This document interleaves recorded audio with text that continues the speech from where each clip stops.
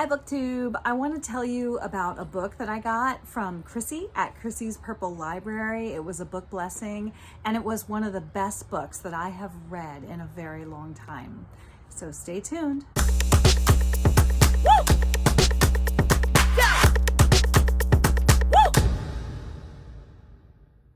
Hey everybody, welcome to Book Talks with Miss Thomas. I'm Miss Thomas, and this is going to be a real short video, but I just wanted to hop on here and tell you about this fantastic book. It was really good. The Edge of Peril by Christy Barritt is a book that Chrissie at Chrissie's Purple Library sent to me, and I could not put it down. I mean, this book I really did read in one sitting. I had to get up and go to the bathroom, get a soda or something, but that was it. Like, I just devoured this book. It was really good. And I understand that Christy Barritt is a pretty popular author.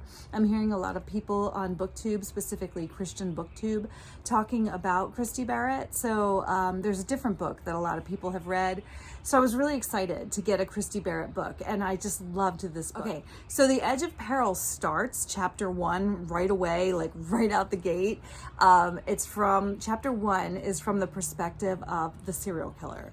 And so he is really a kook. He likes to hang out in the fog and peek in women's windows. And so in the very beginning, chapter 1, he's peeking in this woman's window, and she sees him, and he intends to be seen out in the fog. And if the woman doesn't notice him, he gets this wooden instrument. It's like an old Indian instrument.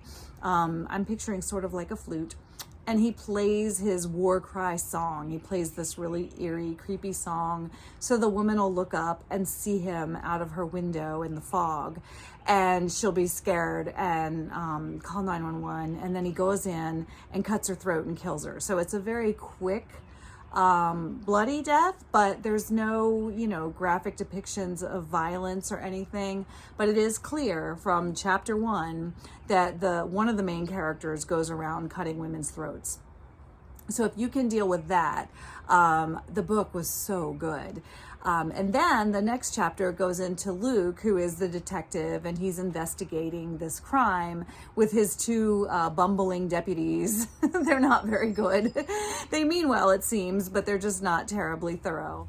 Okay, so then we meet this character named Harper, and she is a political reporter out of Washington, D.C. And she finds out about these murders out in the mountains, and I'm not sure where. It was far away, though. I think it was like a day trip by car. So she jumps in her car and she goes to the murder investigation, and immediately wants to meet with the sheriff who is investigating, Sheriff Luke, and tell him that she knows who the killer is because he's tried to kill her. And it's her brother. But the catch is, her brother died in a car fire years ago. So the sheriff is like, I don't know about this girl. I mean, she seems compelling, she seems sincere, but she is accusing a dead man of being the serial killer. And so he doesn't quite trust her at first, and she's not real thrilled with him until it becomes obvious that she is the target of this killer. He is definitely trying to get her next. And so there's just boom, boom, boom, boom. I mean, throughout the book, it was action-packed. It was just, one thing after another. Like I say, I couldn't put it down. There was a whole lot of action. The serial killer made some scary attempts to get Harper, the main character of the book, a few times. And there's also a lot of family drama. So Harper flashes back to her childhood, and she talks with one of her sisters on the phone, and she tells Sheriff Luke about some of the things in her family, and she has quite a lot of family drama. And so there's that too. And then we come to understand the thing about the brother being a serial killer. But could he be the serial killer? We don't know, because presumably he died in the car fire. But whoever the serial killer is, he's definitely out to get Harper. And so Luke tries to protect Harper. And, there's a slow burn romance there. But there was just so much action. There was so much going on in this book. So this killer, his name, Harper's brother's name was Billy. And she flashes back to her kooky brother, Billy.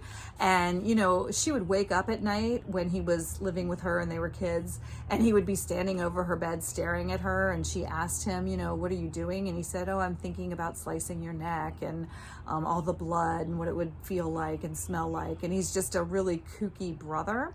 And she tries to tell her mother, and the mother doesn't listen. And then eventually he tracks her down in DC, or somebody tracked her down in DC, and did cut her throat. And we know that in like chapter 2 or chapter 3. It's really not a spoiler. So, you know, she thinks it must be Billy. I thought of Mike Myers. I kept picturing like Mike Myers and Jamie Lee Curtis, you know, this creepy little brother that is just seriously a psychopath, fixated on stabbing his sister. So it was like that. And then the setting was very, you know, the mountains and everything, crisp air. So I was thinking sort of like Michael Myers meets Northern Exposure meets Cape Fear, because there was that creepy, like dense fog and water in the setting, and there was a lot of that too. So if you liked Mike Myers, Cape Fear, or Northern Exposure, this book may be for you, but it was definitely for me. I say this was a 5-star read. So thank you, Chrissy.